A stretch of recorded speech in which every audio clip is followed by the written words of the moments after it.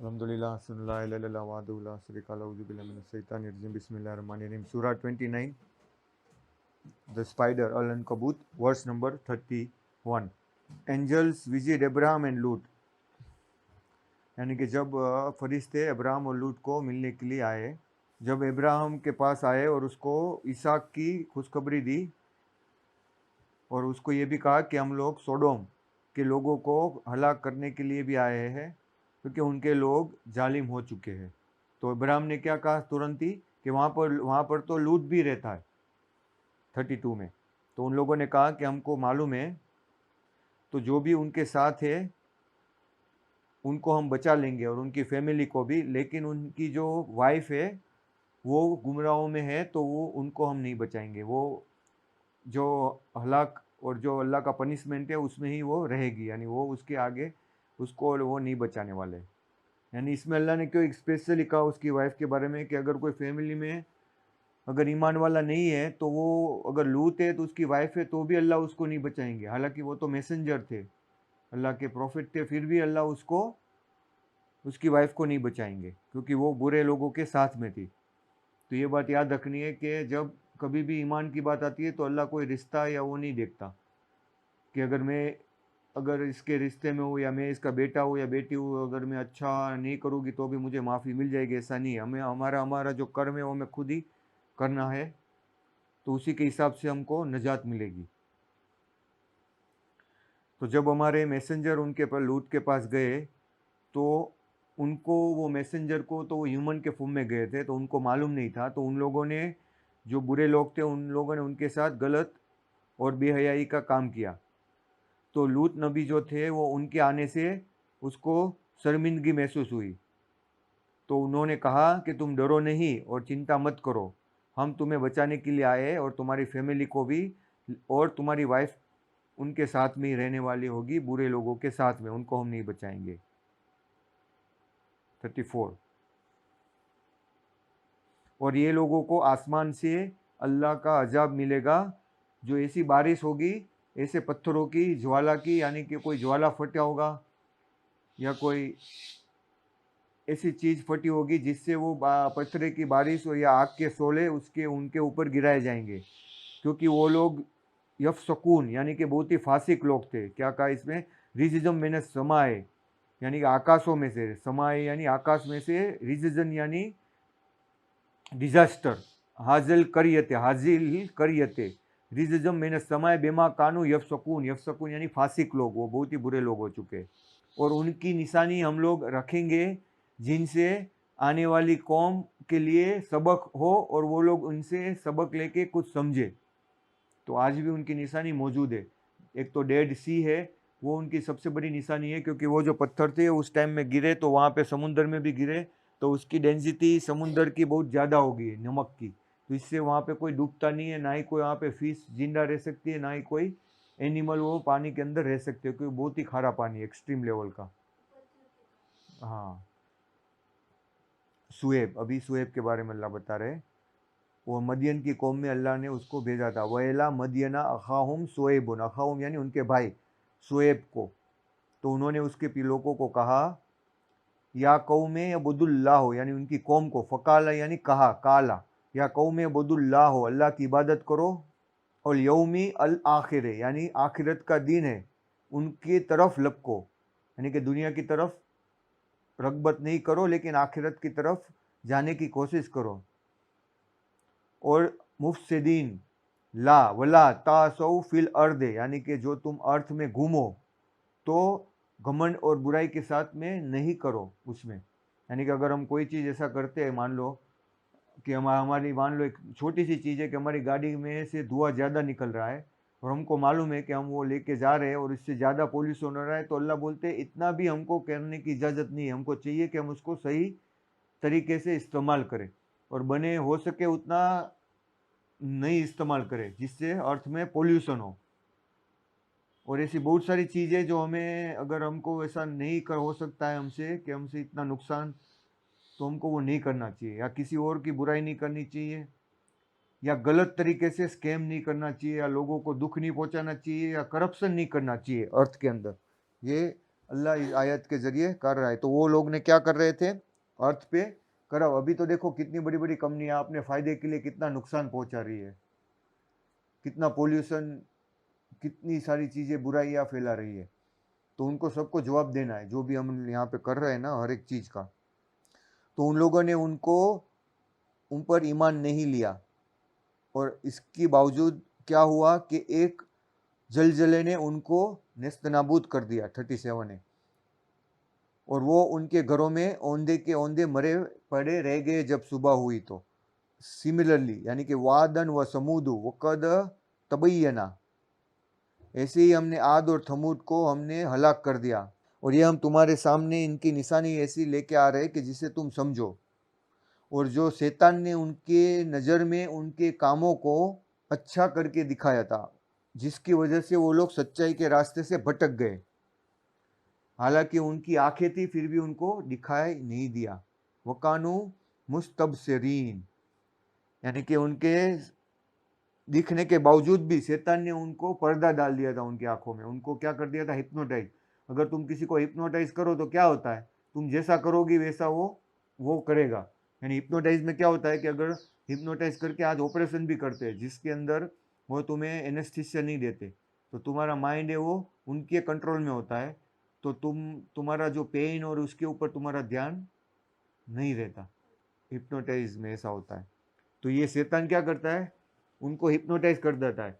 फिर हिप्नोटाइज किए हुए लोगों के सामने अगर तुम कुछ बोलो या करो ना तो उनको कुछ सुनाई नहीं देता। उनकी आंखें फिर भी कोई वो देख नहीं पाते कि उनका ऑपरेशन भी हो रहा है।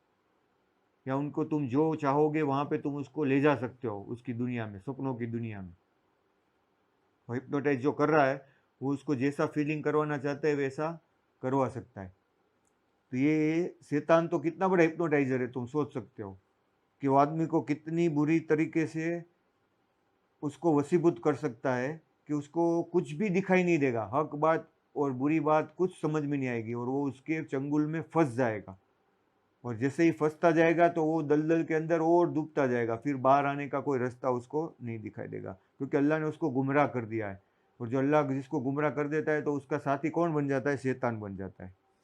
तो बिल्लाह अल्हम्दुलिल्लाह अशहदु अन ला इलाहा इल्लल्लाह वहदहु ला शरीका लहु अऊज़ु बिल्लाहि मिनश शैतानिर रजीम बिस्मिल्लाहिर रहमानिर रहीम। देखो इसमें क्या कहा है अरबी में, वज़य्यना लहुमुस शैतानु आमालहुम फसद्दहुम अन सबीलिल वकाना मुस्तबसिरीन, यानी कि शैतान ने उनके अमाल उनकी नज़रों में अच्छे दिखा दिए, यानी कि सजा के दिखा दिए कि ये जो तुम अमल कर रहे हो ना वो बहुत ही अच्छे हैं। व कारूना व फिरऔना, अभी देखो अल्लाह ने कारून का भी एग्जाम्पल दिया, व हामना एन हमान का भी, और फिरौन का भी। ये तीनों लोग मूसा के टाइम में हुए थे। और Musa went to them with clear signs वलकद जाअहुम मूसा बिल बय्यिनात, बिल बय्यिनात यानी क्लियर निशानी, बय्यिनात यानी प्रूफ, बय्यिनात यानी क्या बोलते हैं, आयत यानी रिविलेशन, बिल बय्यिनात यानी एक साबिती, बय्यिनात। ये जो सूरा है ना 98 नंबर की कुरान में भी सूरा है, देखो उसका जो नाम है वो क्या है, सूरा नंबर 98, देखो उसका नाम क्या है, अल बय्यिना, प्रूफ उसका मतलब है। 98 नंबर का देखो चैप्टर क्या है, अल बय्यिना, जिसका मतलब क्या होता है, प्रूफ। और ये भी कुरान में पूरी 19 बार आया हुआ है ये वर्ड जो है ना वो अल बय्यिना। तो ये बहुत बड़ी ये है अल्लाह के, वो उनके सामने निशानी लेके आए थे खुली हुई, फिर भी वो लोगों ने घमंड किया। फेरो ने तो क्या कहा, अपने आप को ही खुदा समझने लगा था, और इतना घमंड था उसको। और कारून को वो उसके बाद में हुआ, लेकिन उसको अपनी स्किल के ऊपर, अपनी मेहनत के ऊपर घमंड था। हमान के बारे में मुझे अभी नहीं एग्जैक्टली मालूम वो क्या था, लेकिन वो भी वही था उन्हीं लोगों में से। हाँ, वो फिरौन के साथ में था शायद, हमान उसका सीपे सलार था और उसके साथ में उसको सब गाइडेंस करता था फिरौन को, तो इसलिए उनका नाम भी इसमें अल्लाह ने लिया है। वह कारूना व फिरौना व हामना, वह यानी और वलकत जाऊँ मूसा बिल बय्यिनात, उनके पास मूसा पूरा साइन लेके गए, प्रूफ लेके गए। बट वो लोगों ने क्या किया, तकब्बुर किया, फस तकबरू, क्या किया वो लोगों ने, तकब्बुर, घमंड किया, फिल अर्द यानी कि जमीन के अंदर। तो वमा कानू साबिकीन, यानी कि जो अल्लाह का पनिशमेंट था, सबक, साबिकीन यानी सबक जिसको बोलते हैं ना कि अल्लाह ने जो सबक दिया तो वो उनसे बच नहीं पाए। वमा कानू, यानी वो लोग बच नहीं पाए अल्लाह के सबक से। यानी कि अल्लाह का सबक जो है वो जो इंसान थे तीनों, वो यानी एक सबक अल्लाह ने उनको तो सजा दी, लेकिन दूसरों को इनसे क्या दिया? सबक दिया। सबक यानी one kind of the sign, कि वो लोगों ने अल्लाह का प्रूफ को ठुकरा दिया, तो अल्लाह ने भी उनको नाश करके दूसरों को क्या बना दिया? निशानी बना दिया कि इनसे इबरत हासिल करो। देखो कितने बड़े जाहिल लोग थे कि उनकी जिंदगी दूसरों को ईमान लाने के लिए यूज हो रही है। हालांकि वो लोग तो जहन्नम में जा रहे हैं, लेकिन लोग उनसे इबरत हासिल कर रहे हैं कि हमको ऐसा नहीं बनना है। हालांकि देखो ये कारून जैसे तो अभी आजकल बहुत लोग हैं, फिरौन जैसे भी बहुत लोग हैं। जैसे रशिया का भी है जो पुतिन, वो क्या कर रहा है यूक्रेन के ऊपर। अभी उसके पास में कितना कितना स्पेस है कि तुम सोचो इसमें तुम फोटो में निकाल के देखोगे ना तो कितना एरिया है। इंडिया का जो है ना वो 32 लाख किलोमीटर है इंडिया का एरिया। चाइना का 98 लाख है, यानी ऑलमोस्ट 100 करोड़ किलोमीटर है उनके पास, चाइना के पास। यूएस के पास चाइना से कम है, लेकिन 92 लाख है एरिया। तो वहाँ पे बस्ती 32 करोड़ है, लेकिन इंडिया की बस्ती कितनी है? 140 करोड़। तो लेकिन हमारा एरिया कितना है? 32 लाख। ऐसे ये इसका कितना है पाकिस्तान का? 7 लाख किलोमीटर। हमारा 32 लाख है इंडिया का। और रशिया का सबसे ज़्यादा है, कितना है? 170 लाख, यानी 1.7 करोड़। यानी ऐसे 2 चाइना मिला लो, इतना 2 यूएसए मिला लो पूरा। ऑस्ट्रेलिया का भी 72 लाख है। चाइना का ज़्यादा है, यूएसए का ज़्यादा है, ऑस्ट्रेलिया का, कनाडा का भी बहुत ज़्यादा है।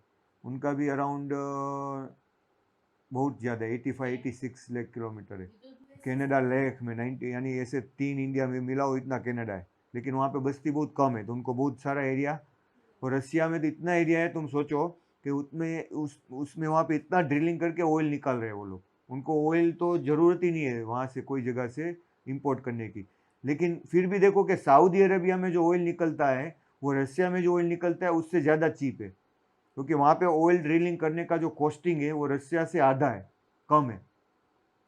इराक, ईरान, वहाँ पे इराक में तो और भी चीप है, लेकिन रशिया में क्या होता है, वो अंदर बहुत डीप है, तो वहाँ पे ऑयल निकालना इजी नहीं है। वहाँ पे ड्रिलिंग कॉस्ट एक्सट्रीमली कॉस्टली हो जाता है, तो वहाँ से ऑयल इतना महंगा होता है। फिर जितना ड्रिलिंग डीपर होगा, जितना हार्ड होगा, उतना पंपिंग करके ऊपर लाने की कॉस्टिंग वो सब बढ़ जाएगी ना। तो सऊदी में अल्लाह ने बहुत ही चीपर वे से दिया हुआ है वहाँ से ऑयल निकालने का।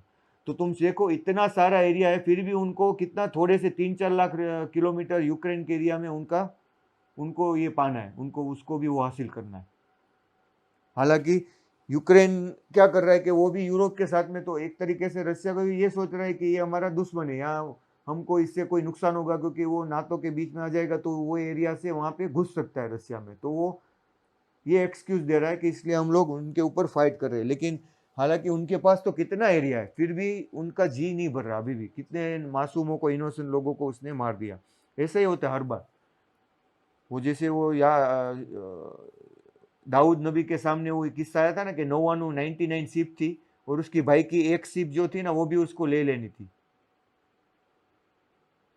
तो वो उसका भाई वहाँ आया, दाऊद नबी के पास आया कि ये मेरा भाई के पास 99 सीप है, लेकिन वो ये मेरी एक सीप जो मेरे पास है वो भी ले जाना चाहता है, कुछ भी हलक करके, यानी कुछ भी करके ऐसा, तो तुम फैसला करो। तो दाऊद नबी ने फैसला किया वो उसके खिलाफ, वो जो ज़्यादा जिसकी थी ना। लेकिन उसको लगा कि मैंने कुछ शायद गलती की है, तो अल्लाह के सामने माफ़ी कर दी, क्योंकि हर बार ऐसा नहीं होता हो कि कोई जिसके पास ज़्यादा है और जिसके पास कम है, तो जिसके पास ज़्यादा है वही जुल्म कर रहा है, कभी उल्टा भी होता है। तो अल्लाह का उसके वक्त में ये कहना था दाऊद नबी को कि तुमको जांच करनी चाहिए, तुमने ऐसा सीधा फैसला क्यों कर लिया कि इसके पास ज़्यादा है तो वही जुल्म कर रहा है। हालांकि वो जिसके पास एक कम है वो शायद उसकी भी हो, उसने उसके एक पास से ले ली हो, ये सोच के कि तेरे पास तो ज़्यादा है तो मुझे एक दे दे। तो उसने तो सीधा फैसला कर दिया था कि भाई जिसके पास ज़्यादा है वो ऑलवेज। लेकिन 99% ऑलवेज क्या होता है, जो ज़्यादा है वो और ज़्यादा हासिल करने की कोशिश करता है, पर ऐसा हर बार होता नहीं है।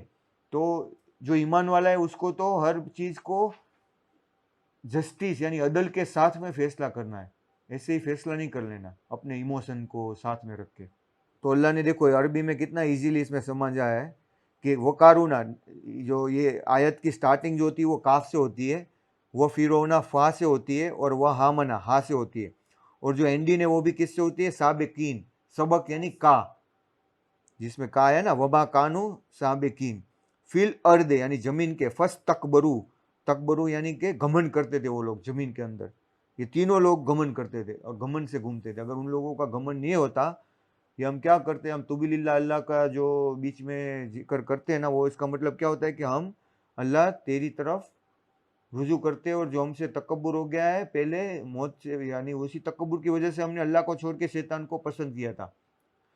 तो ये अल्लाह ने हमें मौका दिया है कि हम अपने आप को वापस शैतान को छोड़ के उसकी इबादत की तरफ आ जाए। जैसे एनिमल है, उन लोगों ने तो अपना घमंड को किल कर दिया और एनिमल होने को पसंद कर लिया, लेकिन हमारे अंदर फिर भी घमंड था कि हमने इंसान बनने को पसंद किया। तो हमारा, और अल्लाह ने हमें एक मौका दिया है कि हम भी उसी की तरह अपने घमंड को किल कर दें। यानी एनिमल को क्या होता है, वो न्यूट्रल होते हैं, ऐसे ही हमको क्या बनना है, न्यूट्रल बन लेना है।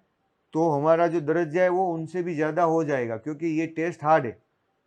वो टेस्ट के बावजूद भी हम अगर एनिमल की तरह न्यूट्रल हो गए, तो हमारे ऊपर जो हमको अल्लाह ने एक सिफात दी है ना, एक रिस्पॉन्सिबिलिटी दी है, आज़ादी दी है सोचने की, एनिमल को वो नहीं दी।